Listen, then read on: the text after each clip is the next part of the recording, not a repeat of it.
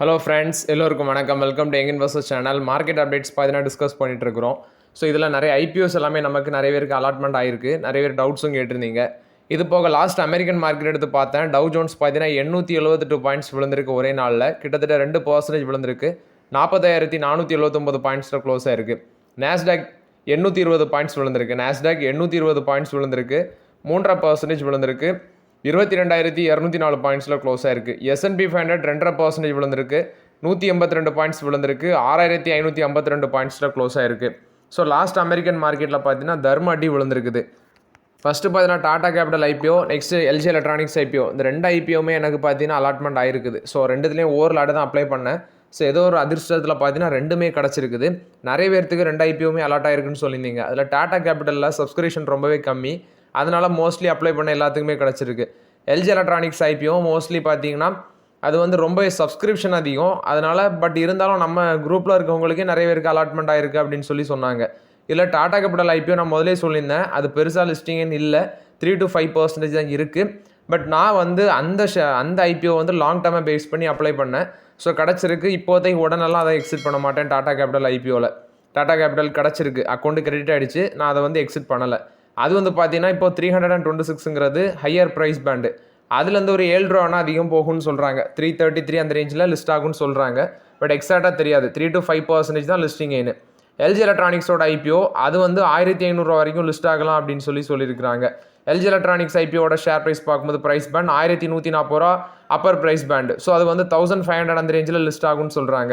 So நீங்கள் இதில் first Tata கேபிட்டலோட financials எடுத்து பார்க்கும்போது லாஸ்ட் June 30 வரைக்கும், அதாவது ஜூன் வரைக்கும், இந்த வருஷம் ஜூனில் பார்க்கும்போது 7,691 கோடி ரெவன்யூ பண்ணியிருக்கிறாங்க. ப்ராஃபிட் ஆஃப்டர் டேக்ஸ் 1,040 கோடி இருந்துச்சு.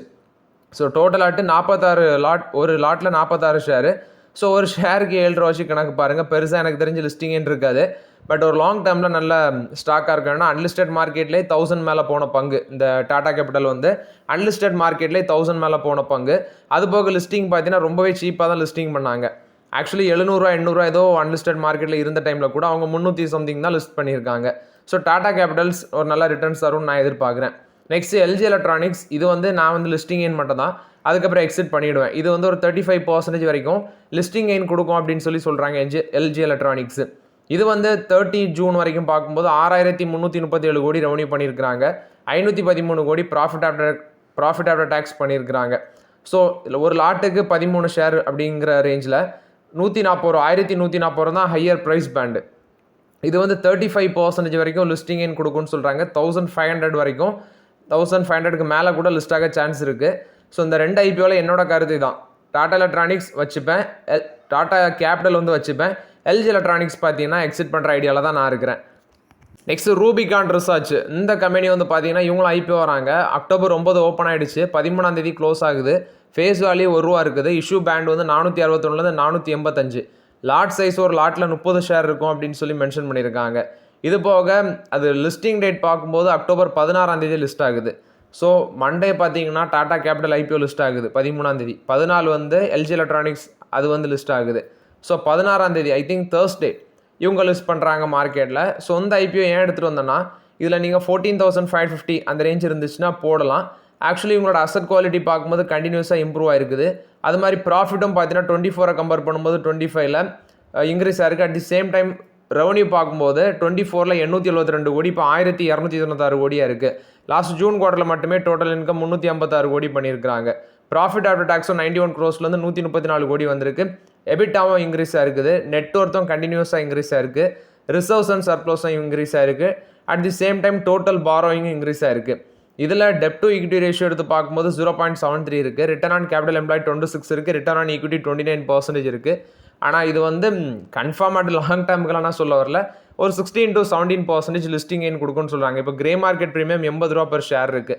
ஸோ அதுலேருந்து அவங்க ஃபிக்ஸ் பண்ண ப்ரைஸ்லேருந்து கிரே மார்க்கெட் ப்ரீமியம் 80 ரூபாய் ஆட் பண்ணி பார்த்தா ஒரு 560 மேலே வருது. ஒரு 16 to 17%. மேபி அன்றைக்கி மார்க்கெட் நல்லா பாசிட்டிவ் ட்ரெண்ட் இருந்துச்சுன்னா ஒரு 20% வரைக்கும் லிஸ்டிங் எயின் கொடுக்க சான்ஸ் இருக்குது. அதனால தான் நான் இதை டிஸ்கஸ் பண்ணுறேன். நெக்ஸ்ட் பார்த்தீங்கன்னா மஹேந்திரா அண்ட் மஹேந்திரா இவங்களோட ப்ரொடக்ஷன் டேட்டாவும் சொல்லியிருக்காங்க. 99,750 யூனிட்ஸ் ப்ரொடக்ஷன் பண்ணியிருக்காங்க. 24.4% இயர் ஆனர் பேசிஸில் இன்க்ரீஸ் ஆயிருக்குது. இது வந்து மஹேந்திரா அண்ட் மஹேந்திரா கொடுத்த அப்டேட்டு. நெக்ஸ்ட் பார்த்தீங்கன்னா அந்த H1B விசா ப்ரோக்ராமில் பார்க்கும்போது டொனால்ட் ட்ரம்போட அட்மினிஸ்ட்ரேஷன் அவங்க என்ன பண்ணியிருந்தாங்கன்னா அந்த H1B விசாக்கு ஒரு ஃபீஸு கொண்டு வராங்க. அது போக அடிஷ்னல் இம்மைக்ரேஷன் ரெஸ்ட்ரிக்ஷன் அதை வந்து அடிஷ்னலாட்டு போடுறாங்க.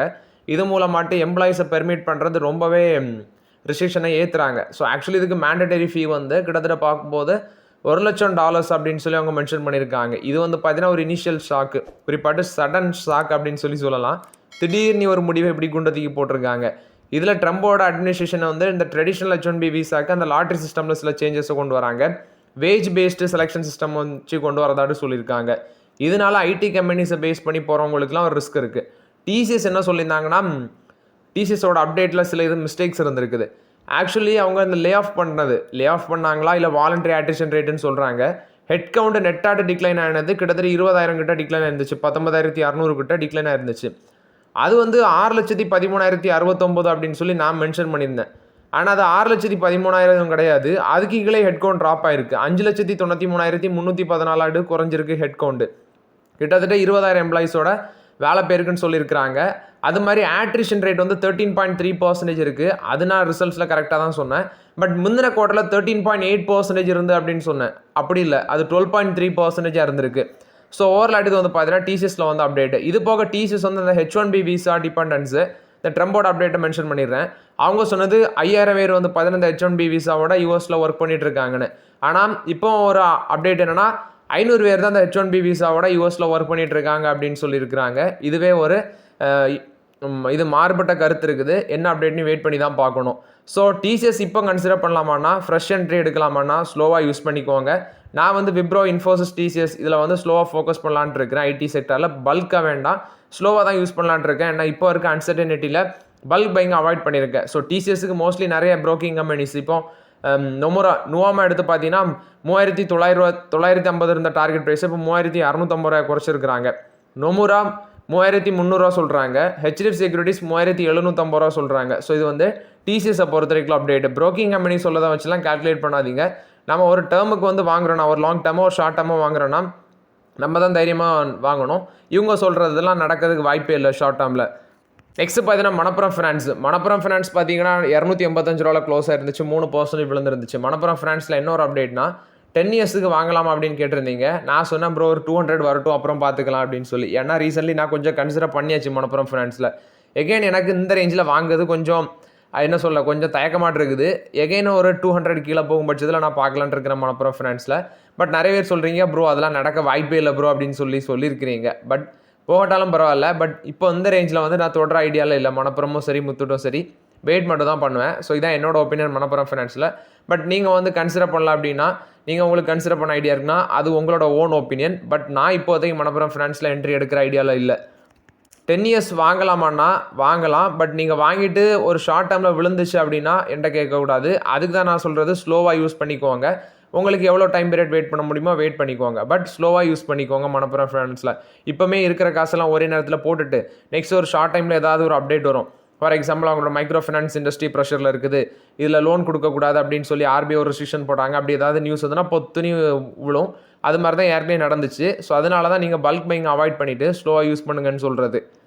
நெக்ஸ்ட்டு பார்த்தீங்கன்னா என்ஃபோர்ஸ்மெண்ட் டைரக்டரேட் வந்து ரிலையன்ஸ் பவரோட சிஎஃப்ஓ இருந்த, அதாவது அனில் அம்பானியோட கம்பெனி தான் இந்த ரிலையன்ஸ் பவர். அதில் சிஎஃப்ஓ இருந்தவர் தான் பால்னு சொல்கிறாங்க. அவரோட ஃபுல் நேம் வந்து அசோக் பால். இவரை வந்து அரெஸ்ட் பண்ணியிருக்கிறாங்க. பிஎம்எல்ஏ ஆக்டில், ப்ரிவென்ஷன் ஆஃப் மணி லாண்ட்ரிங் ஆக்டில் வந்து பார்த்தீங்கன்னா அரெஸ்ட் பண்ணியிருக்கிறாங்க.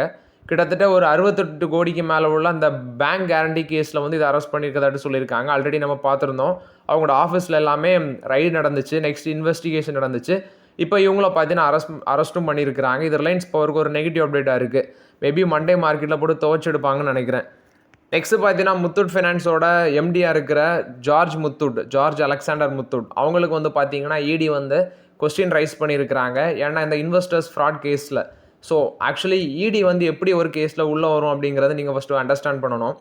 இப்போது நம்ம தமிழ்நாட்டிலே பார்த்தீங்கன்னா நிறைய பொலிட்டிஷியன்ஸ் வீட்டிலலாம் ரைட் பண்ணும்போது இடி உள்ளே போகிறாங்க, இடி வந்து ரைட் பண்ணுறாங்க. அது எப்படின்னா ப்ரொசீஜர், ஆல்ரெடி ஒரு கேஸில் எஃப்ஐஆர் இருக்குது அப்படின்னா தான் இந்த என்ஃபோர்ஸ்மெண்ட் டைரக்டரேட் உள்ளே வர முடியும். அந்த எஃப்ஐஆர் வச்சு தான் அவங்க உள்ளே வர முடியும். ஃப்ரெஷ்ஷாக இடி வந்து எந்த கேஸ்லையுமே என்ட்ரி கொடுக்க முடியாது. அதுவும் மணி லாண்ட்ரிங் கேஸில் தான் அந்த என்ஃபோர்ஸ்மெண்ட் டைரக்டரேட் உள்ளே வருவாங்க. ஸோ அது ரிலேட்டட் கேஸில் தான் இப்போ இந்த முத்தூட் ஃபைனான்ஸோட எம்டிக்கும் கொஸ்டின் பண்ணியிருக்கிறாங்க.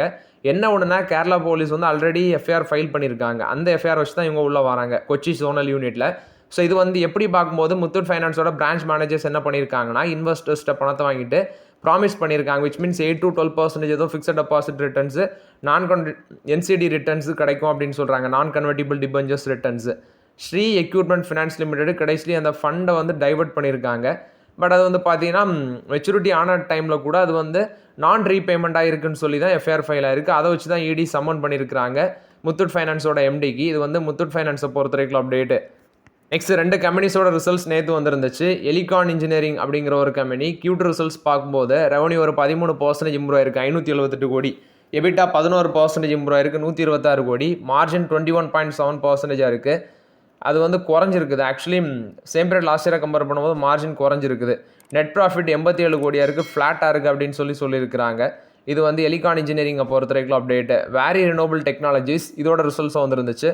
ரெவன்யூ 47% இம்ப்ரூவ் ஆயிருக்கு 775 கோடி. நெட் ப்ராஃபிட் 116 கோடி, கிட்டத்தட்ட டபுள் மடங்கு இன்க்ரீஸ் ஆயிருக்கு. எபிட்டா 158 கோடி. எபிட்டா மார்ஜின் 20.4% இருக்குது. இது வேரி ரினோபிள் டெக்னாலஜிஸை பொறுத்த வரைக்கும் results update. NTPC green energy கொடுத்த அப்டேட் இவங்க ஒரு மெமரம் ஆஃப் அண்டர்ஸ்டாண்டிங் பார்த்தீங்கன்னா ஜப்பானை சேர்ந்த இஎன்இஓஎஸ் கார்பரேஷன் அவங்களோட போட்டிருக்காங்க. இது எதுக்குன்னு பார்க்கும்போது இந்த green methanol and green hydrogen derivative products வந்து மேக் பண்ணுறதுக்கு தான் அந்த அக்ரிமெண்ட்னு சொல்லியிருக்காங்க. ஸோ இது வேர்ல்டு எக்ஸ்போ 2025 ஜப்பான் ஒசாக்கா அந்த ஏரியாவில் நடக்குது.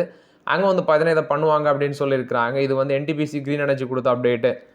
நெக்ஸ்ட் பார்த்தீங்கன்னா ஃபோர்டு வந்து எகைன் தமிழ்நாட்டில் பிளான்ட் வந்து ஓப்பன் பண்ணுறதுக்கு ஐடியாவில் இருந்தாங்க. ஸோ இப்போ இந்த ட்ரம்போட டேரிஃப் அப்டேட்னால அவங்க அந்த முடிவை வந்து பார்த்தீங்கன்னா இப்போ என்ன பண்ணுறதுன்னு சொல்லி ரிவ்யூவில் வச்சுருக்காங்க. ஆக்சுவலி 2022 இந்த பிளான்ட் வந்து க்ளோஸ் பண்ணி தான் இருக்குது. குறிப்பாட்டு சென்னையில் மறைமலை நகர் அந்த ஏரியாவில் தான், மறைமலை நகர் அதில் தான் வந்து அந்த பிளான்ட் இருக்குது. ஸோ இந்த ஃபியூச்சர் பிளான்ட்டை எகைன் திறக்கிறதுக்கு பார்த்தா ட்ரம்போட அந்த டேரிஃப் ரிவ்யூனால இப்போதைக்கு அதை க்ளோஸ் பண்ணுறாங்க போல். க்ளோஸ் பண்ணலை, ரிவ்யூவில் வச்சுருக்காங்க. இது ஃபோர்ட் மோட்டார்ஸை பொறுத்த வரைக்கும் அப்டேட்டு. நெக்ஸ்ட் பார்த்தீங்கன்னா கேம்ஸ் கொடுத்த அப்டேட்டு. ஸோ இவங்க 2021 அப்புறம் பார்த்தீங்கன்னா ஃபஸ்ட் வாட்டி 1:5 அந்த ரேஷியோவில் ஸ்டாக் ஸ்ப்ளிட் கொடுக்குறாங்க. ஸோ ஸ்டாக் ஸ்ப்ளிட் வந்து பார்த்தீங்கன்னா போர்டு இப்போ அப்ரூவல் கொடுத்துருக்காதாட்டு சொல்லியிருக்காங்க. இது வந்து கேம்ஸ் கொடுத்த அப்டேட்டு. நெக்ஸ்ட் பார்த்தீங்கன்னா டிசிஎஸ் வந்து ஒரு $7 பில்லியன் வந்து இந்தியாவில் ஒரு டேட்டா சென்டர் பிஸ்னஸ் ஆரம்பிக்க போகிறதாட்டு சொல்கிறாங்க. ஸோ இது வந்து உடனே பண்ண மாட்டாங்க. 1 gigawatt வேல்யூக்கு டேட்டா சென்டர் பிஸ்னஸ் இந்தியாவில் போட போகிறதாட்டு சொல்லியிருக்காங்க. இது வந்து கேபிட்டல் எக்ஸ்பெண்டிச்சரோட தான் நம்ம எடுக்க முடியும். பட் இது வந்து பார்த்தீங்கன்னா ரொம்பவே காஸ்ட்லி. ரிலையன்ஸும் அந்த பிஸ்னஸில் வந்து ஃபோக்கஸ் பண்ணிகிட்டு இருக்காங்க. இப்போ டிசிஎஸும் நாங்கள் இதை பண்ணணும்னு சொல்கிறாங்க. நெக்ஸ்ட்டு கோட்டக் மஹிந்திரா பேங்க் கொடுத்த அப்டேட்டு. இவங்க வந்து சீசன் 2ல் கோட்டக் பிஸ்லாப்ஸ் அஸ்லேட்டர் ப்ரோக்ராமை வந்து கொண்டு வராங்க. இது வந்து பார்த்தீங்கன்னா ஸ்டார்ட் அப்ஸுக்கு சப்போர்ட் பண்ணுறது தான். ஒரு 75 ஸ்டார்ட் அப்புக்கு சப்போர்ட் பண்ணுற மாதிரி அக்டோபர் 2025 நவம்பர் 2026 வரைக்கும் இதை வச்சுருக்கிறாங்க. இது வந்து கோட்டக் மஹிந்திரா பேங்க் கொடுத்த அப்டேட். அவங்களோட கோட்டக் பிஸ்லாப்ஸ் மூலம் மட்டும் இந்த ப்ரோக்ராமை கொண்டு வராங்க. இது கோட்டக் மஹிந்திரா பேங்க் கொடுத்த ஒரு positive update. Next Invesco mutual fund பார்த்தீங்கன்னா டெம்பரவரியாட்டு ஒரு 3 இன்டர்நேஷனல் ஃபண்ட்ஸில் சப்ஸ்கிரிப்ஷனை வந்து சஸ்பெண்ட் பண்ணியிருக்காங்க. Invesco global equity income fund of fund, Invesco pan European equity fund of fund, Invesco global consumer trends fund of fund. இதில் எல்லாமே பார்த்தீங்கன்னா இப்போதைக்கு டெம்பரவரியாட்டு சப்ஸ்கிரிப்ஷனை வந்து சஸ்பெண்ட் பண்ணுறதாட்டு சொல்லியிருக்காங்க. இது 3மே இன்டர்நேஷனல் ஃபண்டு. இது இன்வெஸ்கோ கொடுத்த update. So okay friends, actually இந்த வீடியோவில் சில இம்பார்ட்டன் அப்டேட்ஸ் எல்லாமே டிஸ்கஸ் பண்ணோம். அந்த வீடியோ உங்களுக்கு பயனுள்ளதாக இருந்துச்சுன்னா லைக் பண்ணுங்கள், சப்ஸ்கிரைப் பண்ணுங்கள், கமெண்ட் பண்ணுங்கள். Okay friends, thank you.